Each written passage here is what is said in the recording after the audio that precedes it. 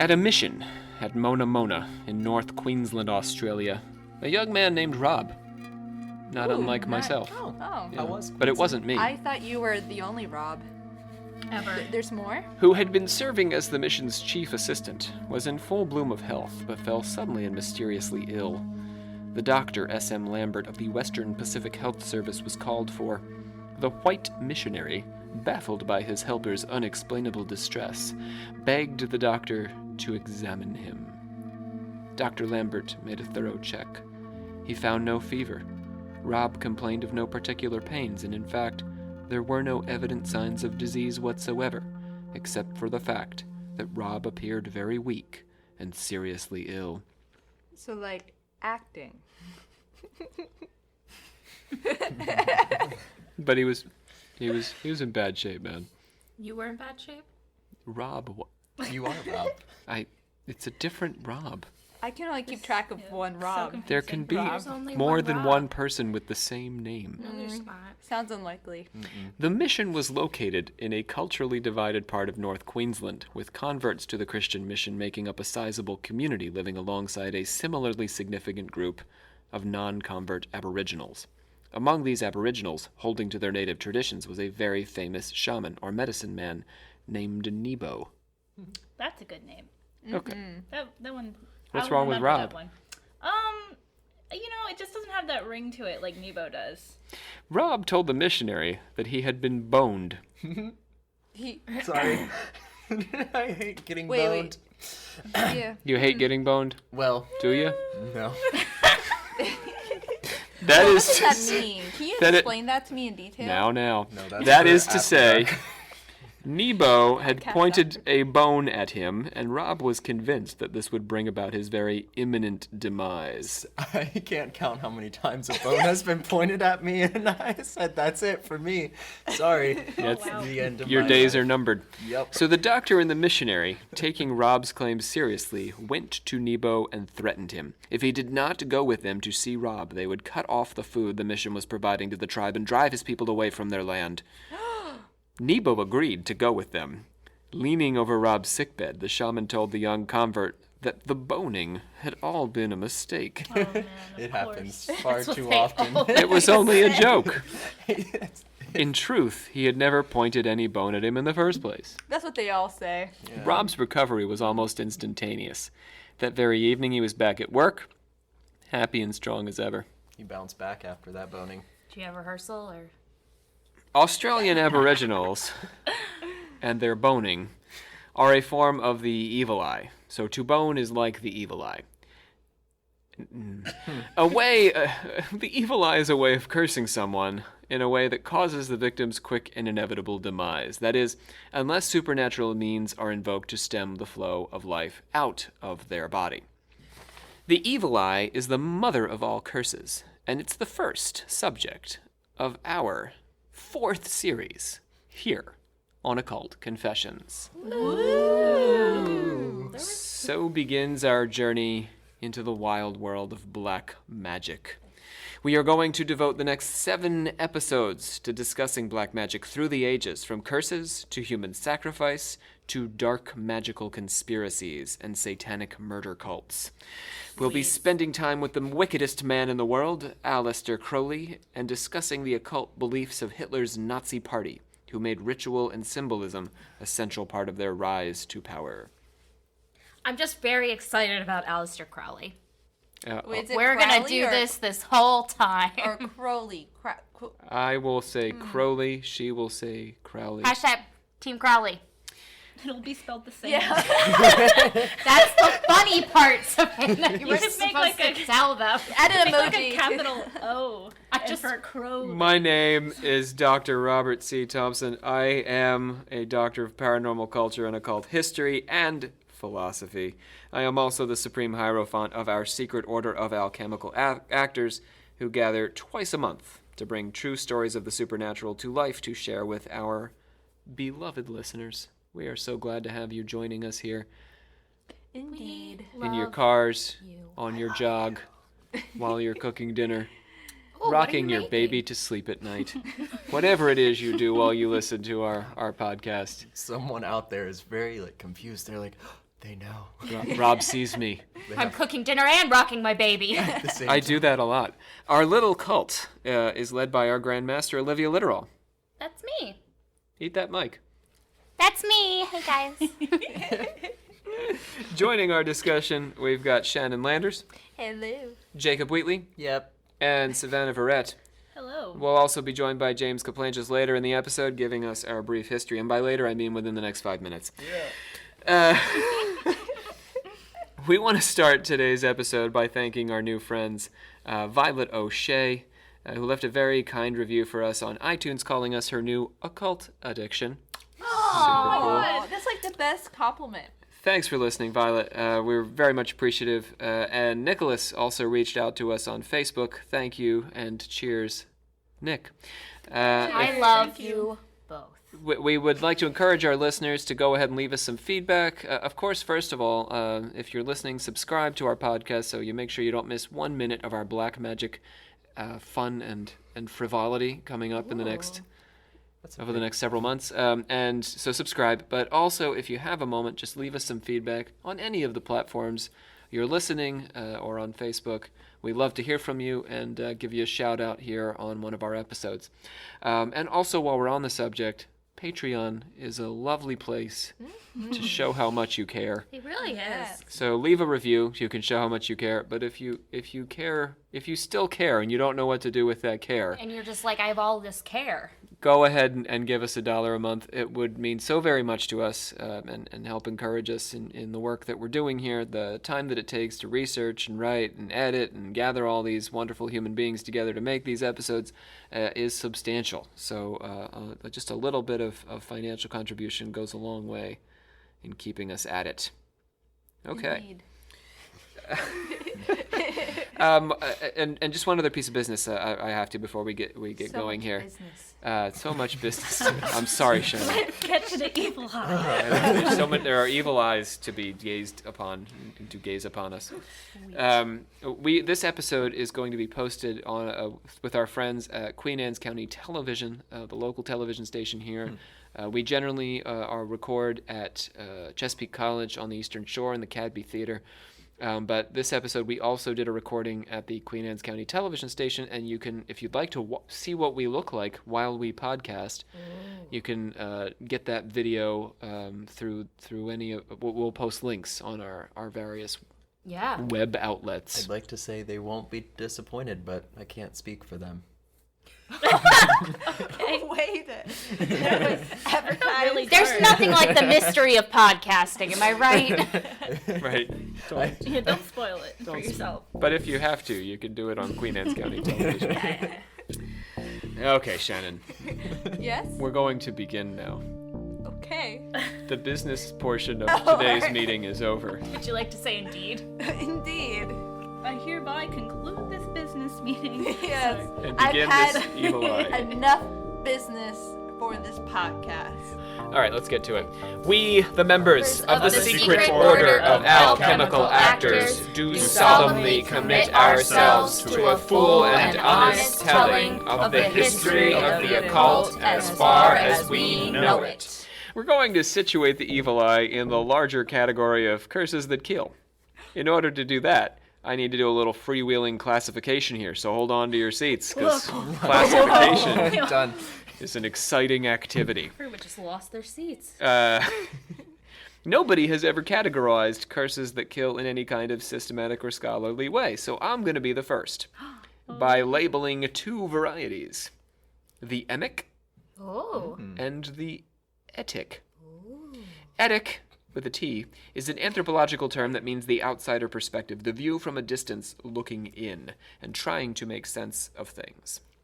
Etic curses are ones that we perceive as a potential cause for the victim's demise, but that the victim him or herself was not aware of. Emic, with an M, means the insider perspective. From a cultural standpoint, the emic is the viewpoint of a believer or a tribe's native member. The evil eye is an emic curse because it operates, at least in part, on the victim's psyche. The victim is aware that he or she has been cursed and believes in the curse. And this is what kills him or her. So let's just identify a few famous etic curses with a T in the modern world, so that we can get a sense for what that's all about before we try and make sense of the evil eye, which is an emic curse with an M. So today's brief history is devoted to the outsider curse, looking in. James, let's go ahead and get to that brief history. Yes, this is a brief history of a few famous modern Eddie curses that kill. Delightful. Curse number 1, Tecumseh and Tippecanoe, 1840 to 1960. Good years. Good years. Indeed, A lot of good years in there. Indeed, right, Shannon? So I wouldn't Yeah, know. I don't know. Well, but I feel like we have some better years. They're definitely years. Yeah.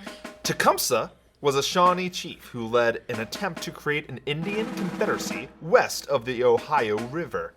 At the Battle of Tippecanoe, his band of warriors was defeated by American forces fighting under the command of William Henry Harrison. Yeah, boo. After joining with the British during the War of 1812, he was killed fighting in Ontario, and his body was mutilated and buried in a mass grave. double boo. Ew. Harrison won the presidency in 1840 and died of pneumonia while in office. Every president elected on a 20-year cycle was then assassinated or died in office. Abraham Lincoln, elected in 1860, was assassinated by John Wilkes Booth. James Garfield, elected in 1880, was assassinated by Charles Guiteau. William McKinley, elected 1900, was assassinated by Leon Czolgosz. Warren G. Harding, elected in 1920, died of a heart attack. Yeah, it's less climactic, really. Yeah, but still. All right. Franklin Roosevelt, elected 1940, died of a cerebral hemorrhage. But How's he that was for you? president for like A million years. so many years. Yeah, but he could have been president for longer if it didn't happen on this 20-year cycle of death. And finally, He's got a point. The man's got John a point. F. Kennedy, elected in 1960, was shot in Dallas by Lee Harvey Oswald. That's true. Why did the cycle stop? What, did I miss something? There was an attempt on Reagan's life. Was he the next Failed 20? attempt. Yeah, he would have been the next Oh 20. wow, so he broke the cycle. Good old Reagan. Always think about Reagan. Trickle down. Curse number 2! Let's let our conservative fans just enjoy Savannah saying good old Reagan for a second. Good old Reagan. Just Let 'em stew in bask that in for a it minute. bit. You're welcome, conservative listeners. Go ahead, James. Curse number 2! Tutankhamun's tomb. Cairo, 1922 to 1924. This is a short one. Yeah. Howard Carter led the excavation of the tomb of Tutankhamun, or King Tut. Thank you. Funded by George Herbert, the 5th Earl of Carnarvon. Or Earl of Carn. Carnarvon. While Carter himself didn't suffer any ill effects from the curse except that his canary was devoured by a cobra. That's pretty bad. Yeah. And it was like on a special day, like the lights went out or something, right? His backer, Carnarvon, died of complications from pneumonia following a mosquito bite after he arrived in Cairo in April of 1923. Poor canary. The lights, like you said, Rob, were supposed to have gone out across the city at that moment, and back in England, his dog dropped dead. Right. Aww. It's not the dog's fault. Why Aww. did these humans curse their animals? I know. George J. Gould I, son of famous American robber baron Jay Gould, developed a fever after visiting the tomb and died on the French Riviera in May 1923. I mean, if you've got to die, though, That's a pretty nice place to on die. the Riviera. Poetic. Archibald Douglas Reed, who x-rayed Tutankhamun's mummy, died of a mysterious illness in 1924. And A.C. Mace, who assisted on Carter's excavation team, died of arsenic poison in 1928. It may be that the tomb cursed anyone who dared to breach it, but what to make of Carter's immunity, or that of many other people involved in the excavation? We could just say that it's made up.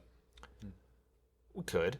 Wow. Oh, wait, that we I thought could. we were here to prove Yeah, I thought that that we- for real. No, We have a different message, maybe. I'm not actually a big fan of the Edic curses. I think they're kind of silly. Well, that's your opinion, So Rob. it's a conspiracy then. No, it's not a Oh, conspiracy. no. It's just Okay. silly. He's got to shut that thought down.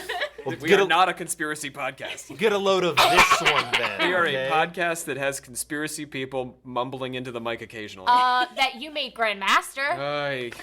Curse number 3! Listen well. This is the story of the Poltergeist trilogy, This is my favorite. 1982 to 1988. Now those are some good years. Yeah. The Some Reagan people. years, if you will, Savannah. Oh yes, I great. thought we only gave I him one think time to basket. 2042 is probably the best year. Listen well. 4 actors involved in the prove me making of the wrong. Poltergeist series in 1980s died during the course of the film's production and release, for those of you who do not know this. According to, it's big news, according to Jo Beth Williams, who played Diane Freeling, the production team used real skeletons, filming a scene in which her character confronts the bodies buried under the house. The legend is that the spirits of these remains exacted revenge for their exploitation. 2 of the 4 were relatively natural deaths. Julian Beck, better known to theater students as one of the most productive avant-garde theater artists of the 20th centuries, who founded the hippie caravanning Living Theater along with Judith Malina, died of stomach cancer in 1985, just months before the release of Poltergeist 2, in which he played the evil spirit Cain. In 1987, the Native American actor Will Sampson, who also appeared in Poltergeist 2, died after receiving a heart and lung transplant. The 2 more mysterious deaths happened to the actors playing the female children of the fictional Freeling family. The first Poltergeist was released in June. In November, Dominique Dunn, who played the big sister Donna Freeling, Dana. Dana Freeling. Dana. Freeling was choked into a coma by her boyfriend John Sweeney, not cool, God damn. who was convicted of voluntary manslaughter and only served just under 4 years for the crime. Wait, voluntary manslaughter? Isn't that just murder? No. No, there was like a drawing and he said, no, I'll volunteer to manslaughter. No. Okay, continue. My bad. Heather O'Rourke, who started the series when she was 6, died of septic shock caused by a bowel obstruction at the age of 12 during the filming of the 3rd Poltergeist. And that's a brief history of modern Edic curses that kill. Dark stuff, James. Dark stuff. Maybe that just means we shouldn't make 3 of a horror film. Ever? Yeah. What about Saw? They didn't He's even- got like 10 of them. Some of them didn't even make it to the second one. Yep, we should probably just only do I think one. I might agree with you on that. I'm trying to think if there are any There 3 horror movies that I'm... 3 is pushing it. 2 I might give some to, but, you know. You're kidding. You're kidding. James has run from the microphone with his arms above his head because he has to cough. He The look- same thing happened while we were filming at QAC TV. yeah, We're cursed. this is We're a bizarre This is occurrence. The poltergeists are with you. All right, these are Edic curses because the people affected did not know that they were being cursed. That's a weird coincidence. And you did the exact same thing. Arms up. Arms up, like Dracula. And in the case of the presidential assassinations or Dominique Dunn's killing, their knowledge had nothing to do with the death itself. So it's not like Dominique Dunn knew she would die and then she died because she knew this. Demise came from outside. Commentators looking back on the events surrounding presidential assassinations, the opening of King Tut's tomb, and the filming of Poltergeist have determined that there's an unfortunate coincidence surrounding the victims. While the coincidences are bizarre and tempt us to try and create an explanation, disgruntled enemies, or real human skeletons, there's no way to know if there's any actual causal connection between a curse and these events. Emic curses, with an M, on the other hand, are another story. In the genre of curses that kill, the emic variety are responsible for a unique psychophysical phenomenon. Anyone? No one's impressed by that word? Phenomenon? Slightly. I'm trying to figure out. I totally You can't missed- see, but Rob is personally offended right now. The psychophysical Oh, okay. phenomenon is called Hex Death. The victim of an emic curse both knows that she has been cursed and believes sincerely in the reality of the curse. The victim shares a cultural framework with her supernatural assailant, and, barring any indication that the curse has been lifted, it almost always results in the victim's death. In Europe, evil eye traditions are associated with reproduction. Our listeners are going to benefit from the fact that we're not on cable access television as we record this, because we're going to give the full explanation of how evil eye traditions work in Europe with your uterus. The evil eye is often given unintentionally by an older single woman who is unaware that the power to bestow the curse, what Italians call the jettatore, has been passed through her family line. So you don't even know that you've got the evil eye. Damn it. I'm Italian. I'm part Same. Italian. Oh no. You might have it. Cool. The curse generally falls on babies, children, pregnant women, and young brides. Have you looked upon any of these lately, Savannah? I don't. Wait, what? I can't remember. What was the list? There's a lot of That's a people lot to in throw that at list. Babies, children, pregnant women, or young brides? Quite a few, actually. You've looked on Well, all of anyone them? that's not male, I Well, guess. did any Well, of this or babies. happen? A mother's milk-filled breasts might dry up. How could you? Did you say ask that? her? Because that's... Or a baby might suddenly give up eating and become fussy and colicky after an encounter with one such woman. That's rude. My baby brother, well, he's not a baby anymore. He doesn't like to eat a lot of food. How old is he? 7. I don't know if that's your fault. These ailments, then, can only be remedied by the intervention of an elder familiar with diagnosing and treating what the Italians call malocchio. Ooh, I like that word. This lines up pretty closely with witch traditions going back to the late medieval period and is distinctly European. You should see our episode on the pagans, the first episode of our feminism, our Lady Magic series. Lady Magic. 2.1. The power of unwed women to work evil magic on the reproduction of humans and other species was a fantasy, but a well-documented one in books like the Malleus Maleficarum. Extending the sexual connotations of the eye, Alan Berger, the scholar, talks about wetness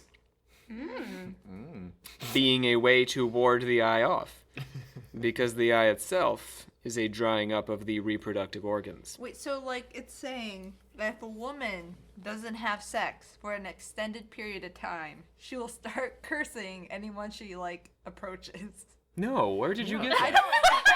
Who's cursing Shannon's people? interpretation. She is just getting like shriveled up I and am like. so tired, guys. So I'm sorry. Who's The cursing? eye- Italian women or cursing women? If you have the evil eye, you can dry up other people's reproductive organs. But Italian women have the evil eye. They could, not all of them. You could. You're not Italian. You don't have to like worry about giving someone the evil eye. So because of this What about wetness someone giving me situation, the evil eye? you might make a cross and spit on the forehead of a cursed baby to prevent them from getting the evil eye, because you see wetness wards off the eye. Give out some eye drops. James. In the Greek tradition, before a bride walks down the aisle, her mother will probably spit on her as well. And sometimes the people in the rows will do a tu at the bride because everyone's looking at her Same to idea. ward off the yeah, evil that's eye. interesting. Yes. Yeah, it does ward off the evil eye because you're wet. Yes, you'll see that in my Big Fat Greek Wedding, and that's where it comes from. No one is spitting on me ever, especially not on my wedding day. As with witch accusations, this version of the evil eye is not provable and probably based in a human weakness for scapegoating. Milk production can be delicate, babies are fragile in utero and out, and sex is complicated. Right? Am I right? Yep. Am I right, Right, ladies? lady. Often the accusation or suspicion of the evil eye happens after the unfortunate event. A man can achieve an erection, evil eye. Huh. A woman can achieve the lady version of an erection. A lube action. Ah. A lubrication. Yeah, Sounds this like was men blaming a lot of I'm their offended. problems on Yeah, but a women. woman could do it too. You could be like, my dry vagina is all your fault, This was- evil eye. Oh, Yeah. instead of blaming her the husband. first woman I was with. It wasn't working out, so then we both said this just must be the evil eye. Yeah, it was. Yeah. That's what happened. And then the unhappy couple goes around looking for a witch to blame. This has got the cart and the flaccid horse reversed, though, my friends. He said flaccid horse. Let's, Sorry. for comparison, let's look at a case that gets the order the right way around. So, okay, so my flaccid horse. What I'm saying is that in these cases, you have the problem and then you look around for the cause. Oh, this must be the evil eye. You're going backwards rather than knowing you have the evil eye and then that causes the response. In his book Symptoms of Unknown Origin, Clifton Meter reports on an episode at a segregated all-black hospital in the South in 1938, where a 60-year-old African-American man who Meter calls Vanders checked in for treatment. Vanders had lost 50 pounds and was wasting away. The doctor on call, I'm sorry. The way you word it is like, she calls him Vanders. Like, that's just his name, right? No, that's what he called him. It's a pseudonym to protect the innocent Pseudonym? Vanders. Oh, okay. Because Vanders doesn't come off. It's like So, he just it's a- didn't like his name. He like went with Vanders.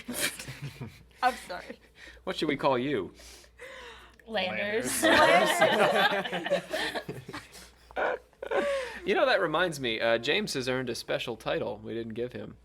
We got to give James a special title today. Yeah, so we've decided on the subject of names that we're going to begin distributing titles. Olivia and I are the only members of the group that have titles right now. I like But how we're going to open things up here. we were like, Shannon, what should we name you? Oh, we need a name for James. Your time will come. Yeah, You gotta wait. don't get All greedy, right. man. All right, you're right. So, James, we've decided that your name, your title within the Alchemical Actors I'm ready. from henceforward shall be Captain Yes, Captain. Captain I like it. of the Table. of the table. Table Aye, Captain. aye. That's you. I'm captain of the table. We'll insert some sort of nautical sound effect here. And also table. sound Should we do a effect. chant for And a him? table sound effect. Yes, a sound Captain effect. of the table. Captain of the table. Okay. That's More of that's a about it. small musical number.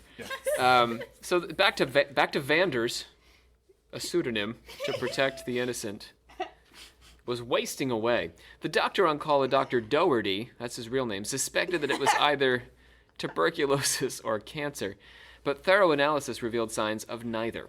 The man wouldn't eat, and he couldn't hold down food, even though it was given to him through a tube. He got closer and closer to death, and finally his wife asked Dr. Doherty if she could take him aside for a private conversation.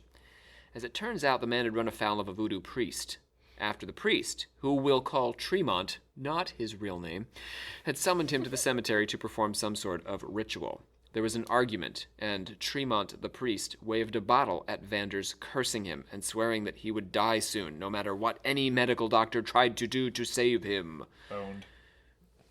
He was boned. Yeah, he was boned. Vanders quit eating that very night. His wife had kept the story a secret for fear the priest would curse her and her children as well. Dr. Drayton Doherty summoned all of the man's family together and told them a story. Ma'am, I know exactly what's wrong with your husband.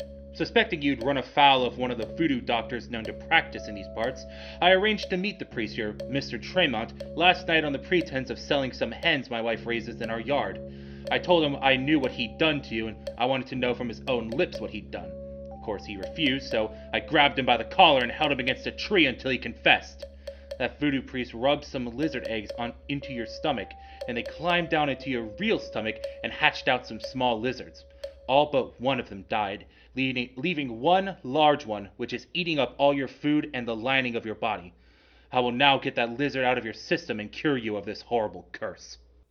The doctor gave Vanders a shot to induce vomiting and snuck a lizard into the basin when he was too busy retching to see what was happening. Oh, Nope. Don't like that. you don't like No, thank you. lizards in your basins? I like to keep my basins strictly without lizards.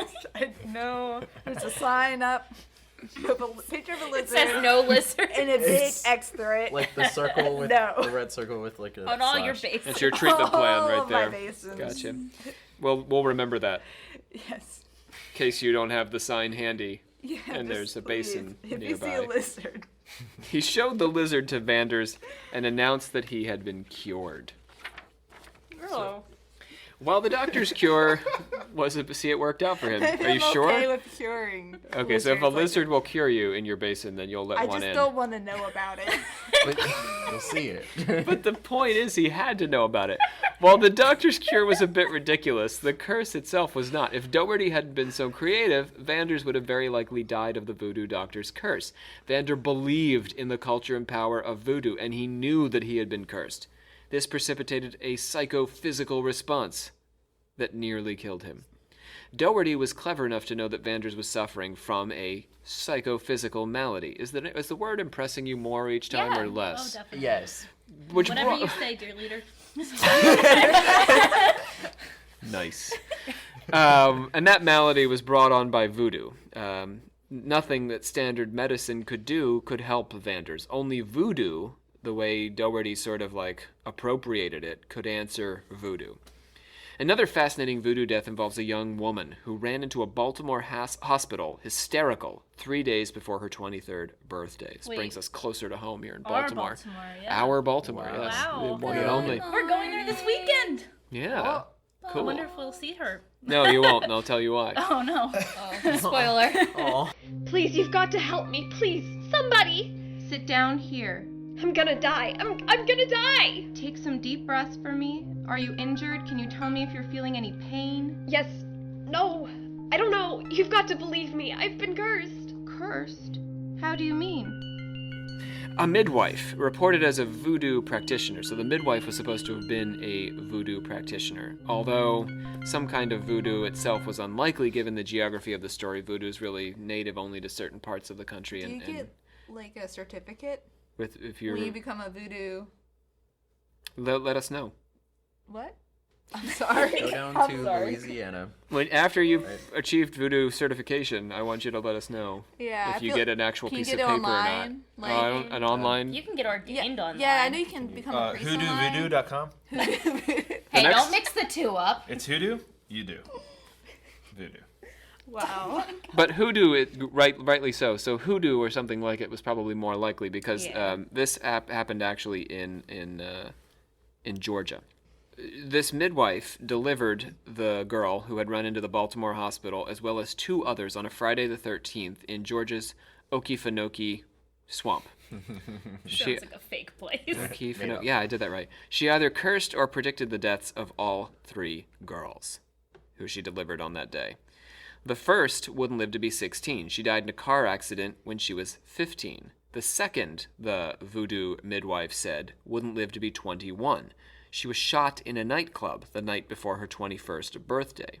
And this girl, you probably have guessed it by now, would not live to see 23. But no unfortunate accident befell our third victim. They admitted the girl for observation, but the next day she was found dead in her hospital bed. Cause of death unknown. That's crazy. So, did they know that the midwife had like foretold these things? Yeah, the girl was telling this story, Okay. but there was nothing they could do to stop her from dying. Oh wow. She was in bed, they were like, yeah, you're fine, and then the next day, gone. Because she believed that death Yeah. was coming for her and that she could not live to see her 23rd birthday because the midwife had predicted that. And the other ones knew too. Huh? Did the other girls know too that they were like die on those days? Well, the one was shot, so there was nothing she could do to Yeah. stop it. Yeah, so it wouldn't matter. Pretty much, she had predicted it, and because the other 2 deaths had come true, that's what convinced the third girl that she was Yeah. not going to be able to live. Yeah. I don't want to give us the wrong impression with these stories. Hex death is not actually limited to Aboriginal tribes or southern swamps. People who have no connection to a tradition of hex death can suffer from the same fate. Dr. James Mathis gives a case report of a man, Mr. X. Not his real name, Shannon. But how cool would that have been? Yeah. Who was going in and out of hospitals with severe epileptic and asthmatic fits. After treatment, he would feel better, and then the doctor would send him home to his mother's house, where his condition would rapidly decline again. He was first admitted in January of 1916. He was dead by August, with bronchial tubes full of mucus. Ew. He was 53 years old. He had only gotten as far as the 8th grade, because he had to look after his younger, mentally handicapped brother. With your brother away at college and your father, God rest his soul, 6 feet underground, you've got to be the man of the house from now on. Do you understand? There won't be any more time for dawdling in the schoolhouse. Book learning is for little boys who've got no responsibilities, like your older brother. You've got to help me look after the little one. You know he can't help himself, and you can see how busy I am with the housework. He had a very domineering mother who Mr. X believed was more or less infallible, and who had correctly predicted the end of both of his marriages before he turned 31, not unlike our Baltimore girl, who saw the correct prediction by the midwife twice. There's no two ways about it, son. That girl is a tramp. If she isn't pointing her heels at the ceiling in the back room of the laundromat, she's on the front porch trying to coax the milkman to deliver direct to her bedroom door. His mother helped him run a successful nightclub before and during the war, and ran the club by herself when he himself was away fighting in 1938. After the Second World War, he married a teacher 10 years younger than him, and they had a son. And they continued to run the club. But then in November of 1959, someone made an offer on the business. Our man, Mr. X, stood to make a nice profit, but his mother did not want to part with the club. And after he accepted the offer, she was not pleased. Do this, son, and something dire will happen to you. Mark my words, something will strike you. Strike you down right where you stand. Days later, he began coughing and wheezing, having not suffered so much as a head cold in 10 years. On January 2nd, the sale was complete, and 2 days later he was rushed to the emergency room. On the day that he died, he was on the phone with his mother, telling her about a new business he was about to invest in, and that he wouldn't be needing her help on this next venture. All she did was remind him of the dire consequences he was bound to suffer from the sale of the club. He was dead within the hour. Whoa. We'll let Dr. Mathis give some meaning to this account. Psychological death, whether by the weird incantations of a primitive shaman or by the malevolent wish of a thwarted mother, is a difficult thing for a scientifically trained physician to accept. Whatever name it is given, it seems evident that such things may occur in a more complex, although less dramatic form in our modern civilization. The influence of the mother's death wish in this case can be regarded at least as a triggering mechanism for the asthmatic attacks. Walter B. Cannon, writing for the American Anthropologist in 1942, was one of the first to theorize Hex Death, which he called rather misleadingly voodoo death, following pop cultural legends about Afro-Caribbean curses. But, as we've seen, there are all kinds of cultural backgrounds that can lead to a kind of Hex Death. Indeed. After observing a series of unexplained deaths in Australia, New Zealand, Africa, Brazil, Polynesia, British Guyana, not New Guinea, just British Guyana. Well, Guinea, you say. I don't No, actually say Guinea. you said Guinea. I You didn't- can't take it It back. wasn't I my think I might have intention. heard I was Guinea. trying to Yeah, clarify. everyone else said they heard guineas. Not gonna lie, I heard Do you guinea. know what else is a guinea? Pigs? Pigs. Guinea pigs. Do you know what guinea pigs really are? What they really are. Yes. In their They're not souls. guinea pigs? No, so like I just want to explain the connection between the guinea pig and the corgi. Wait, So, I'm like, sorry, you said the what? The guinea pig and the corgi. The corgi. Yes, the, they are both furry the dog. animals. What is this? Yes, the corgi dog. Is this a Hex Death thing? Or? Maybe. I'm just saying, guinea pigs are long creatures with fur and tiny little legs. But they don't have pointy noses like corgis. No, see, But they're evolution. not dogs. Corgis also furry with tiny little Yeah, okay. legs. And they both have little nubby tails. May I go on? What do you Need have? I You go have on? more. No, you don't need. You need not. I go have a on. whole PowerPoint. It's just our listeners won't be able to see it. Well, post that up though, if you'd like. Patreon. It's calling your bluff there. No, I have it. It's just like, which PowerPoint do you want? I have so many. right. She's Well, gotta so like transfer it to a PDF. I need, don't like- wait and, for like, that. That's yeah. coming later. It's kind of like a face-to-face interaction I need. British Guyana and Haiti. He compared the cases of death by curse, like the case of young Rob, who we opened the episode with, to that of soldiers who died of shock during the First World War. He cited the experience of a surgeon named Wallace.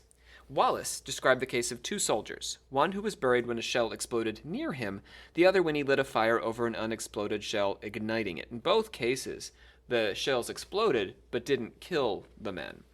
They had only superficial injuries, but the terror of the experience pitched them into shock that ultimately killed them. They didn't die of any physical harm, but the fear it induced in them killed them. They were convinced that the shell would kill them, and so it did. Wow, I've never heard of anything like that before. I mean, like, I guess I've heard of shock killing people. I don't know, just hearing it explained like that is crazy. I mean, you could argue that miracles are the same thing, right? In reverse. Just on the flip Yeah. side. It's like a heightened version of just you worry yourself to let you get sick. It's just the next step. The question which now arises is whether an ominous and persistent state of fear can end the life of a man. Fear, as is well known, is one of the most deeply rooted and dominant of the emotions. Often, only with difficulty can it be eradicated. Associated with it are profound physiological disturbances, widespread throughout the organism. Colin Andrew Ross, drawing on the work of Rupert Sheldrake, argued in the journal Anthropology of Consciousness that there's actually a physical basis to the evil eye. Let's talk about Sheldrake first. Sheldrake demonstrated that human beings and animals have a sense of being stared at. Somehow, we know when someone is looking at us, even though we have our backs turned. Everyone now in my podcast circle Paranoid. is staring intently at each other. I felt it though, I did. Yeah, but So, we just ended up looking at each other. Have you ever been in this situation where you're, sitting somewhere, I don't know, with your back to, a door, and you can feel someone standing in the door looking at you? Yep. Yeah. Or that someone's come into the room and is watching, even though you didn't hear them? Yeah. There's that song, I always feel like somebody's watching me. Yeah. Somebody's watching me. There we go. Goes like that. Oh, easy now. Easy now. Copyright strike. Copyright. Anyway. None of our physical senses, as I'm saying, are telling us that someone is looking at us, but somehow we have a sixth sense that it's happening. We don't really define this as a sixth sense, but it's something we're all familiar with, and I think we've all had the experience of it. In laboratory conditions using special goggles. Fun, right? Ross proved the existence of, here you go, ocular extramission. Oh boy. The eyes emit an electromagnetic energy that scientific instruments are able to detect. Like Superman. It's kind of like Superman, yeah. This has some interesting implications for where belief in the evil eye is strongest. Now, this is wild. Ross believes it's possible that proximity to geographic regions with stronger natural electromagnetic radiation might cause certain groups to have stronger belief or functionality of the evil eye. So in other words, if you live in an area that has lots of electromagnetic rays going through it, you will have a more powerful evil eye. You'll have a more powerful eye. In the Western world, by contrast, all the electrical and magnetic signals that come off of our devices dilute the power of our ocular extramission, so we don't actually feel it as much. For Emily Williams Kelly, Hex Death, or the evil eye, is just one of many phenomena that prove a holistic unity between mind and body. As we discussed in our episode on mindless zombies and thinking fruit, you'll recall that's the third episode of our third series. There's a strong tradition in the Western world. Is the staring still happening? Yep, it's still staring. I don't like the way Jacob's looking at me. You looked at me first. There's a strong... We're having a conversation. Over the evil eye. Are you evil-eyeing either? Yes. You're just sort of Do we stink-eyeing. That's the stink counterbalance? eye. What happens if two people are trying to give Does the it like evil counteract the eye evil eye? at the same time? Are they both cursed, or do they just like meet in the middle and they like? Is it whoever like has when the stronger- Voldemort and Harry Potter we're battling? Whoever has the strongest evil eye wins. Our minds and bodies aren't actually separate. In fact, they're deeply united. What we believe and how we think has a profound influence on our health. This can lead to some dangerous territory, like blaming sick people for their illness because they aren't positive enough. It's true that stress makes illness worse, and good feelings can make the body function better, but feelings alone, except in very extreme and unusual cases, cannot prevent serious illnesses or cure them. We'll save questions of faith healing for our white magic series, or whatever we end up doing about white magic. Oh, no. No, it's fine. We'll talk about healing next year. Yeah. But the question stands, is the evil eye real? Can one person curse another person to die? To answer this question, in one of my courses that I teach here at the college, I do an exercise with my students where I ask what they feel like when they fail a test. But I'll change the terms around to fit our wider audience at many stages of life. Suppose you woke up tomorrow morning and went to check your bank account that had $5 or $15 or $50,000 in it the day before, but was completely empty. How would you feel, Jacob? Well, I mean, like, I first off would wish that would happen. That you would have the money? In my current situation, yes. But then it's gone the next day. Then I would be very upset and feel sick. You'd feel sick. You'd feel nauseous. Yeah. Sweaty hands. Because, like, imagine, like, that much money just poof. I don't believe that people could possibly own that much money. True. Because as a college student, my max is like $50. Yep. 50 cents. Well, see, but if that $50 just disappeared, I would We cry. would never eat again. I would cry. you feel physically ill when such a thing's happen. You have an extreme stress response. But what are you responding to? It's just numbers on a screen. Or a bank book, if you still do things the old-fashioned way. It's really just numbers. Money isn't even a physical thing anymore. Like, it's just, right, we all just have numbers, and your number goes up when you work, and it goes down when you pay for things, right? We don't even see the dollars anymore. So losing my numbers precipitates the same response our cavemen and cavewoman ancestors might have had to discovering a rattlesnake in their giddy-up. In their giddy-up? I don't know.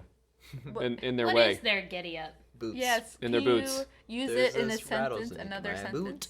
A giddy-up? Yeah, giddy-up. My giddy-up has a rattlesnake in it. Oh, no. I still don't know what a giddy-up Oh no! is. Get the rattlesnake out of my giddy-up. Any of these Your helping Giddy you? up out of Your- my Rattlesnake. The point I'm trying to make are that rattlesnakes can kill you, but numbers can't. Well, I mean, That's physically it debatable. can't, but, like, that's your livelihood that's just going away. So in that sense, you lose all that money, you could die. But the whole system is social, Jacob, is what I'm trying I'm to say. still caught Yeah. up on the giddy-up. Yeah. No one has answered me. Buying food at the grocery store and owning a piece of land that isn't really yours because ownership itself is a social fiction is what we're using the numbers for, right? Yeah. A contract we've made up that squirrels and owls and cave people cannot even begin to understand, let alone honor. So we're Social worried about these contract. numbers Bullshit. because we've created a social system that values the numbers, that pegs our survival on the numbers. But it's all just a social fact. None of it's actually real in the way a rattlesnake is real. Everything was, like, made up. You could, but see, but we're saying that we want these social things. We want we want the house, and we want, to make numbers and to spend numbers, and that's what it means to be alive and to be in this society. But that's all just the standards that we've established for ourselves. We could just as easily make ourselves a roof with leaves and sticks out in the forest, get some logs and some mud, put up some walls, and grow our own food and go catching it in the stream. But instead, you come to my occult class and learn about all that crazy stuff in philosophy and history, and rather than learning how to catch fish and survive, No. build a fire. You see, I forage for all my food. Because college students. She Yeah. forages in the fridge. If you had survival skills, these kind of survivalist skills that none of us bother with or value really in our culture, compared to knowing how to move numbers around, right? Finance people make the most money, and all they do is just move numbers around. There's no actual thing they do beyond the numbers, Yeah. right? Yeah. But so My whole life is a lie. they would be in big trouble if they had to do stuff with sticks and fire and fishing lines. That should be a TV show. You just make them do it. Wait, that's Survivor. Yeah. The numbers give us physical pain because we give them power and meaning. The same way Mr. Vanders gave the voodoo doctor power and Mr. X gave his mother power. The systems and the people we give power to have the power to influence our mental and physical well-being. The occultism of this, the secret power we can only ever strive to control but can never fully manage, is that we can't very easily choose who or what we give power to. The act of giving power, of investing meaning, happens deep inside ourselves. We don't consciously decide to buy into the American dream of the house and the 2 trips a week to Whole Foods and the 2.5 children and the sport utility vehicle 2.5 children. with individual screens for every bucket seat. The act of buying into that whole social vision happens without us knowing we're doing it. And it takes great effort, great occult power to break that bond when it's hurting us. When our mother or father or sibling or lover is poisoning our life. Or when the values of our culture, the materialism, the egotism, the capitalism, the medical industrial complex aren't serving us, but making us miserable. It's just like the evil eye. A culture has this belief system that feeds it, that makes it function, that gives meaning and value to these people's lives, but it can also poison them. We're no different. If the evil eye shows us the danger of investing belief in any single system or person, it also shows us how healthy it can be to have alternative options, other ways to believe, new questions to break old patterns of believing. That, in many ways, is why I personally podcast The Occult. For me, the occult is a never-ending quest for new ways of defining our existence, and a good occultist is never satisfied with anything like a final answer, a final system, a final belief that can, when we least expect it, betray and murder us. The occultist is always looking for new ways to believe, new ways to influence and shape his or her own beliefs, to get closer to a truth beyond the physical world. Bring us on home, Olivia. That's all I got to say. I'm dropping the mic here. Drop, but don't, because it's expensive and our Patreon We're going to need it for the next 7 episodes. I hereby adjourn and declare closed this meeting of the Secret Order of Alchemical Actors till such a time happens or we get together and we do it again. You were so close that time. You were so close to having that. Yeah, I started paying attention to Jacob's face. Right, that'll do it. He must have cursed you. The radiance my evil eye. of his Well, he eyes. kind of just started like shrinking away slowly. Yeah, he does that sometimes. Well, How I leave rooms. I'm adjourning us. Okay, we had Johnny Cook, we had Ray Candela, Lucy Bond, Brandon Walls, and Morgan Jung in our cast of characters today. James Kaplangis did our brief history and sat here captaining our table for a bit this evening. It was my honor. And we're honored to have you, as always, James. Shannon was here doing whatever it is she does. Yes. Thanks, Shannon, for all that. Jacob Wheatley, giving the evil eye. Yep, that's my thing. That's why he's here. That's why. Savannah Verrett. Hello. I'm sorry, goodbye. I thought you were going to say something, so I was waiting. Still the most normal. The most normal of all. Reagan fan. And Olivia Literal. Not a Reagan fan, but... My name is Rob. We delight in appealing to listeners of all political stripes and backgrounds. This is our Black Magic series, and our next episode we will be exploring the wonders of human sacrifice and the moral quandaries therein. Yes. So again, subscribe, tell your friends, visit our Patreon page, and we look forward to speaking with you at our next episode of Occult Confessions. Bye.